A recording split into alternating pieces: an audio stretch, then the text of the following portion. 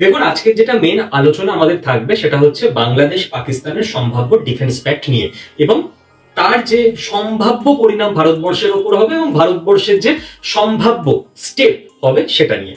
প্রথম কথা আপনাকে বুঝতে হবে যে পাকিস্তান এবং বাংলাদেশ সরকার একটা ডিফেন্স প্যাক্টের ব্যাপারে ইন্টারনালি আলোচনা শুরু করে দিয়েছে। ডিফেন্স প্যাক্ট রাতারাতি হয় না, কাজেই কালকে বা পরশু দিনই আপনি নিউজ পাবেন না যে ডিফেন্স প্যাক্ট হয়ে গেল।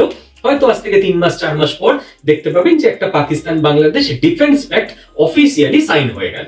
এবার এই ডিফেন্স প্যাক্টে কি লেখা থাকবে? এই ডিফেন্স প্যাক্টে জেনারেলি যেটা লেখা থাকার কথা সেটা হচ্ছে পাকিস্তানের ওপর কোনো আক্রমণ বাংলাদেশের ওপর আক্রমণ বলে মানা হবে, এবং ভাইসি ভার্সা, মানে বাংলাদেশের ওপর কোনো আক্রমণ পাকিস্তানের ওপর আক্রমণ বলে মানা হবে।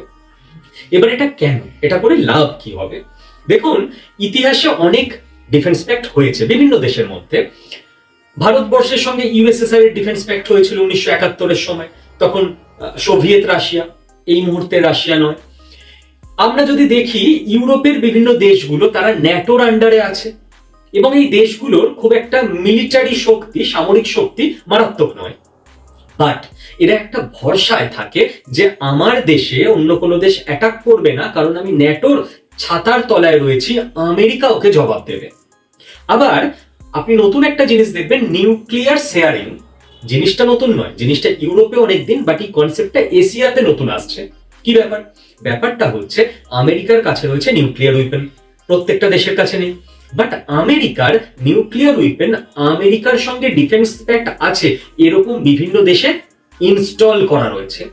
সুইচ আমেরিকার হাতে, সুইচ ওই দেশের হাতে দেওয়া নেই, কিন্তু এই ইনস্টল করা থাকলে সেই দেশের মনে মনে একটা কনফিডেন্স আসে যে অন্য কোনো দেশ আমার দেশে সহজে অ্যাটাক করবে না, অ্যাটাক করতে ভয় পাবে, কারণ সারা পৃথিবীর কাছে ইনফরমেশন আছে যে আমার দেশে নিউক্লিয়ার উইপেন ইনস্টল আছে। এটাকে আমেরিকা আমার দেশের মাটি থেকে আক্রমণকারী দেশের প্রতি ইউজ করতে পারে। এটাই যথেষ্ট একটা সেন্স অফ সিকিউরিটি পাওয়ার জন্য। তাহলে ডিফেন্স প্যাক্ট মূলত ব্যাপারটা কি বুঝতে পারলাম আমরা। এবার আপনি রিসেন্ট ডেজে চলে আসুন। রিসেন্ট ডেজে আমরা দেখব পাকিস্তান এবং সৌদি আরবের মধ্যে একটা ডিফেন্স প্যাক্ট হয়, যার মূল কথা ছিল পাকিস্তানের ওপর আক্রমণ মানে সৌদি আরব নিজের ওপর আক্রমণ বলে মানবে, অ্যান্ড ভাইসি ভার্সা। এবার কি দেখলাম আমরা? দেখলাম এই ডিফেন্স প্যাক্ট সাইন হওয়ার কয়েকদিনের মধ্যেই আফগান সেনা পাকিস্তানের ওপর অ্যাটাক করলো, কিন্তু সৌদি আরব একটা সেনাও পাঠালো না পাকিস্তানের সাহায্য করার জন্য। সৌদি আরবের মতোই একদম রিল্যাক্সে থাকলো, কোনো কিছু হেল্প করতে এলো না পাকিস্তানকে। আসলে ন্যাটোর ব্যাপারেও এখন অনেকেই এটাই বলে যে ছোটখাটো কোনো দেশের ওপর অ্যাটাক হয়ে গেলে আমেরিকা যাবেই না ওখানে নিজে যুদ্ধের মধ্যে ঢুকতে, যদি না আমেরিকার ফায়দা থাকে। এবার পাকিস্তান বাংলাদেশের ডিলটাকে নিয়ে আমরা দেখি। দেখুন, বাংলাদেশ এই মুহূর্তে, পাকিস্তানের কি লাভ, বাংলাদেশের কি লাভ, এই দুটো জিনিস আমাদের বুঝতে হবে। প্রথমে, বাংলাদেশ এই মুহূর্তে দুটো তিনটে ব্যাপারে ভুগছে। কি কি ব্যাপারে ভুগছে সাইকোলজিক্যালি? নাম্বার 1, একটা যুদ্ধ ইচ্ছে বাংলাদেশের নতুন প্রজন্মের মধ্যে তৈরি হয়েছে। আমি বলবো এই মেন্টাল ডিসঅর্ডারে ওরা ভুগছে। এর কারণ আছে, এর কারণ হচ্ছে 1971-এর পর বাংলাদেশ এই 50 বছরে অ্যাজ সাচ কোনো যুদ্ধ দেখেনি। অ্যাজ সাচ কেন, কোনো যুদ্ধই দেখেনি যে নিজের দেশ ইনভলভ হয়েছে কোনো যুদ্ধে, হতে হয়নি। ইন্ডিয়া অল টাইম কিন্তু একটা যুদ্ধের মধ্যে কম বেশি থাকে, কখনো চীন সীমান্ত নিয়ে, কখনো পাকিস্তান সীমান্ত নিয়ে, যেটা বাংলাদেশকে কখনো ফেস করতে হয়নি। এবার এই যুদ্ধ ফেস করতে না হবার ফলে একটা যুদ্ধের সম্পর্কে ফার্স্ট হ্যান্ড এক্সপিরিয়েন্স বাংলাদেশের তরুণ প্রজন্মের মধ্যে, বাংলাদেশের মিডিয়ার মধ্যে একেবারেই নেই। যুদ্ধ হলে কি হয়, কি হতে পারে, এই কোনো আইডিয়া বাংলাদেশের নেই, এবং না থাকাটাই স্বাভাবিক, কারণ তাদের ইতিহাসে সেরকম কোনো ব্যাপার ঘটেনি। ইভেন 1971-এ পাকিস্তানের সঙ্গে যে যুদ্ধ, সেই যুদ্ধে বাংলাদেশি মুক্তিযোদ্ধারা তো অবশ্যই সামিল হয়েছিলেন, কিন্তু আর্মি ভার্সেস আর্মি যে ব্যাপারটা, সেটা বাংলাদেশের হয়ে ভারতবর্ষ লড়ে দিয়েছিল। বিভিন্ন জিওপলিটিক্যাল অ্যাঙ্গেল তাতে ছিল, বাট সত্যি এটা যে ভারতের আর্মি পাকিস্তানের আর্মির বিরুদ্ধে দাঁড়িয়েছিল।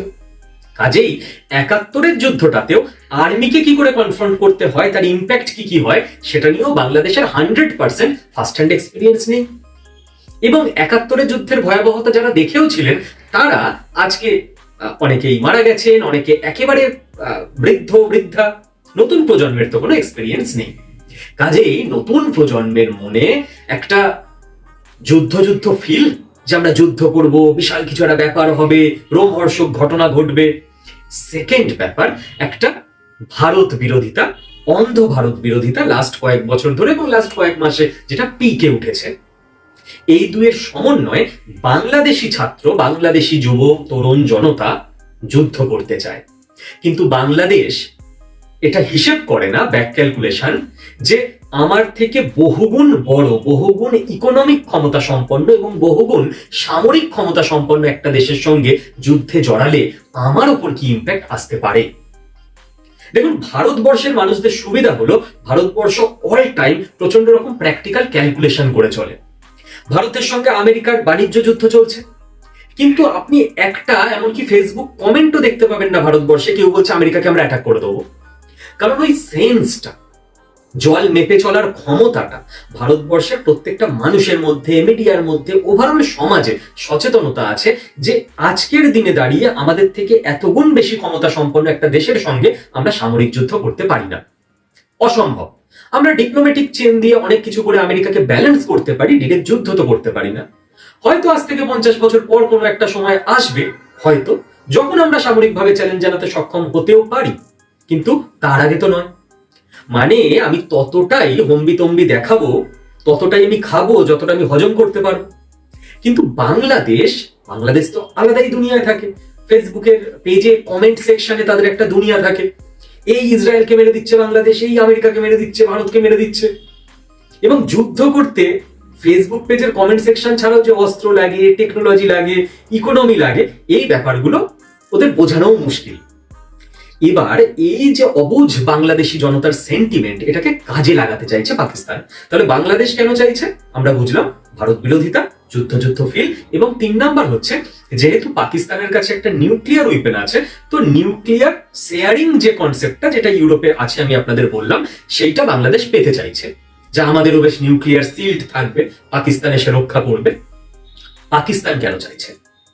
পাকিস্তান খুব একদম টু দা পয়েন্ট যদি আমি বলতে চাই, বেশি ব্যাখ্যায় না গিয়ে, বাংলাদেশকে ইউজ করে ইন্ডিয়াকে ডিস্টেবিলাইজ করতে চাইছে, এবং ইন্ডিয়ার ওপর কোন রকম অ্যাটাক এলে পাল্টা যে রিয়াকশনটা ইন্ডিয়ার তরফ থেকে আসবে, সেটা পাকিস্তান চায় যে শুধু আমার উপর কেন আসবে, মেন জায়গাটা বাংলাদেশের দিকে ঘুরে যাক। কিরকম? দেখুন, ইন্ডিয়ার ঘোষিত পলিসি অপারেশন সিঁদুরের সময় থেকে যে any act of terror will be considered as act of war. মানে কি? পাকিস্তানের মাটি থেকে বা পাকিস্তান মদতপুষ্ট কোনো একটা জঙ্গি আক্রমণও যুদ্ধের সমান হিসেবে আমরা মানব, এবং আমরা পাল্টা সঙ্গে সঙ্গে অ্যাকশন নেব আমাদের মতো করে। এবার ভারত পাকিস্তান দ্বন্দ্ব থাকবেই থাকবে, কারণ পাকিস্তান এটা শুনে চুপ করে থাকবে না, ওরা সেই জঙ্গি সাপ্লাইয়ের কাজ করেই যাবে, এবং ভারত জানিয়ে দিয়েছে ভারত আর চুপ করে বসে থাকবে না। এবার পাকিস্তানের উপর যখন নেক্সট অপারেশন সিঁদুর 2.0টা হবে, আবার হাফিজ সঈদ বা কারোর একটা কার্যক্ষেত্রে সানরুফ বানিয়ে দেবে আমাদের ব্রহ্মস, সঙ্গে সঙ্গে বাংলাদেশি যে যুদ্ধ যুদ্ধ সেন্টিমেন্ট, সেটাকে কাজে লাগিয়ে বাংলাদেশের জনতার যে জোশ এবং অদূরদর্শিতা, বাংলাদেশ কিছু একটা অ্যাকশন নেবে এবং জড়িয়ে পড়বে ভারতের এগেনস্টে। পাকিস্তান খুব ক্লিয়ারলি চায় ভারতবর্ষকে দুদিক থেকে বিজি রাখতে, যে ভারতবর্ষ অপারেশন সিঁদুর 2.0 যেমন পাকিস্তানি করছে ফুল ফোকাস দিয়ে, যেন ভারতবর্ষের ফোকাস দুদিকে চলে যায়। ইন্ডিয়ার ফোকাস দুদিকে যাবে স্বাভাবিক, আমাদের সিঁদুর 2.0 করতে হবে পাকিস্তানে, আবার পূর্ব দিকে ইঁদুর 1.0 করতে হবে বাংলাদেশকে সামলানোর জন্য।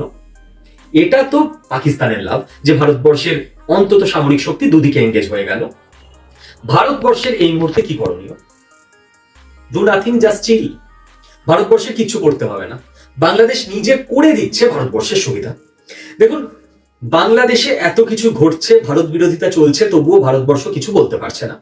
তার কারণ খুব সিম্পল, কারণ জিওপলিটিক্স, আন্তর্জাতিক রিলেশন ফেসবুকের কমেন্ট বক্সে ঝগড়া দিয়ে চলে না। সেখানে প্রত্যেকটা জিনিস খুব মাপা, আইন কানুন মার প্যাচে চলতে হয়। আইন কানুন না মেনেও চলা যায়, ডোনাল্ড ট্রাম্প মানে না, কিন্তু ভারতবর্ষের যে ইমেজ পুরো পৃথিবীর কাছে রেসপন্সিবল কান্ট্রি, একটা ভুল স্টেপ এই ইমেজটা নষ্ট করে দেবে, এবং ভারতবর্ষ চায় না। কারণ ভারতবর্ষের লক্ষ্য এখন নেক্সট 20 বছরে আমরা যখন পৃথিবীর লিডারশিপ নিতে যাচ্ছি, আমাদের ইমেজে যেন একটাও কালো দাগ না আসে। কাজেই ভারতবর্ষ আইন বহির্ভূত একটা কাজও করতে পারে না অফিসিয়ালি।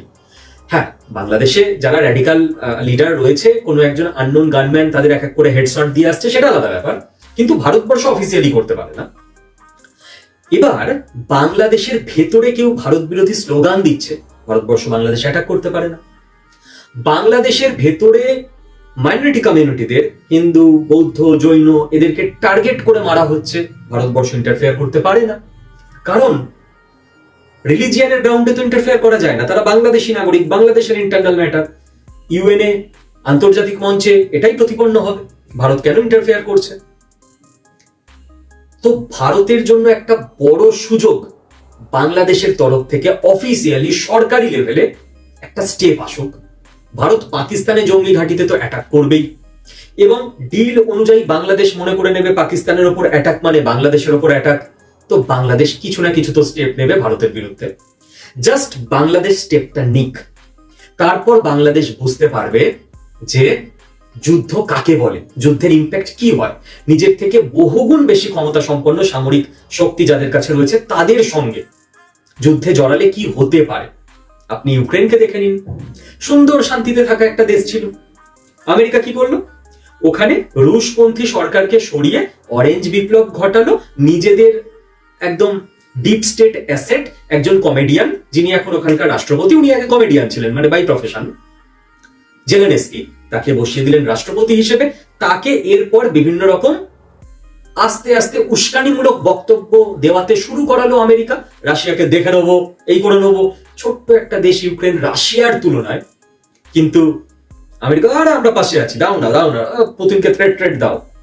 পুতিনকে থ্রেট দিতে শুরু করলো, আর তার ইম্প্যাক্ট ইউক্রেন বিধ্বস্ত, ইউক্রেনের মানুষজন মারা গেছে, ইউক্রেনের মানুষজন বিদেশে পালিয়ে গেছে, ইউক্রেনের বাড়িঘর শেষ হয়ে গেছে, ফ্যামিলি শেষ, কে কোথায় আছে ছিন্ন ভিন্ন সবকিছু, পুরো দেশটা।